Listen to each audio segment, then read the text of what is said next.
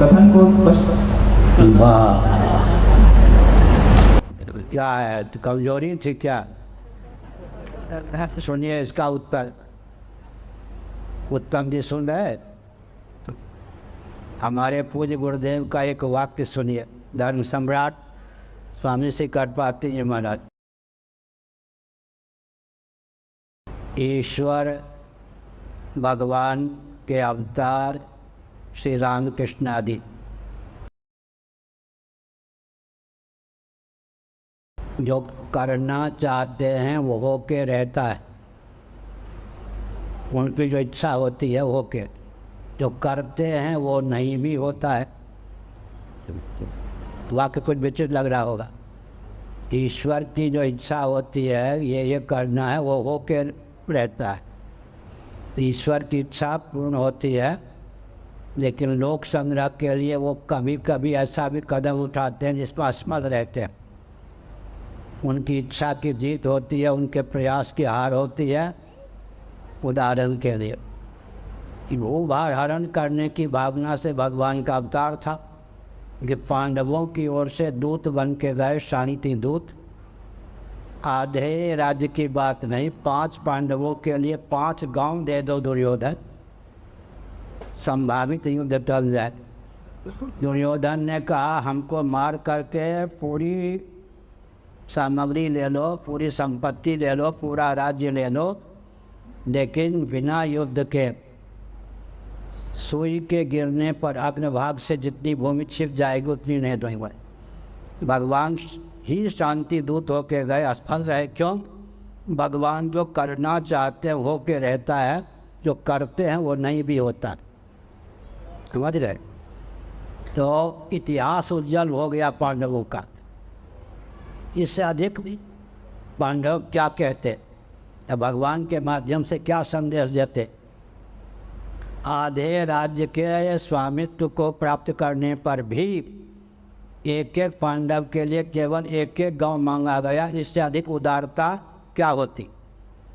लेकिन जब दुर्योधन ने उसे भी नहीं माना तो युद्ध हुआ। इसलिए हमारे पूज्य गुरुदेव का वाक्य, कभी कभी उज्ज्वल इतिहास की रचना के लिए भगवान जो करते हैं वो सफल नहीं होता है, लेकिन जो चाहते हैं वो सफल होकर रहता है।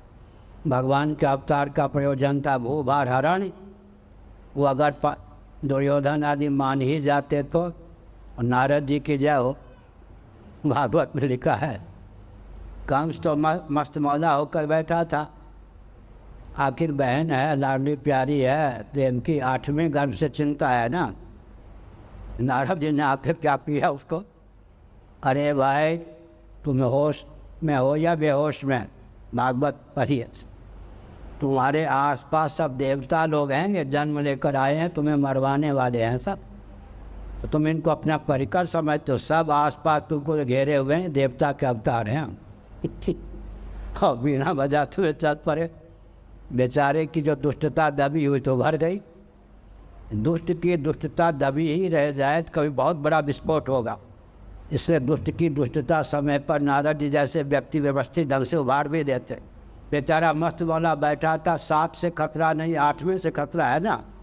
नारद जी ने कह दिया तुम समझते हो ये सब हमारे परिकर हैं, इष्ट मित्र हैं, सब देवता लोग ही अवतार लेकर के तुम्हें चारों ओर से घेरे हैं, तुम तो देवताओं के बंदी होकर के बाल में रह रहे हो।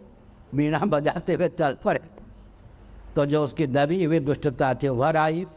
इसलिए कभी कभी नारद जी की भी आवश्यकता होती है। तो भगवान श्री कृष्ण भी, वही हमारे पूज्य गुरुदेव का वाक्य, भगवान जो करते हैं नहीं भी होता है, जो चाहते हैं होके रहता है। तो 2 प्रकार की चेष्टा होती है, जैसी इच्छा जैसी चाह वैसा ही, जैसी प्रचेष्टा। चाह और चेष्टा में एकत्व। कभी कभी इच्छा कुछ और चेष्टा अलग, कहीं पर निगाहें कहीं पर निशाना, कहीं पर निगाहें कहीं पर निशाना। तो पांडवों का पवित्र त्यागमय स्वरूप उद्भाषित करने के लिए 5 गांव दे दो, इससे ज़्यादा तो झुक नहीं सकते थे। तो फिर भूभार हरण करने के लिए तो आए थे। तो भगवान जो चाहते हैं वही होता है। कभी कभी इतिहास की रचना के लिए जो करते हैं वो नहीं भी होता है, तो भगवान की भगवत्ता यहाँ शिथिल हो गई या भगवान असमर्थ सिद्ध हो गए, यह अभिप्राय नहीं। चाह की विजय होती है ना, तो यही सफलता है।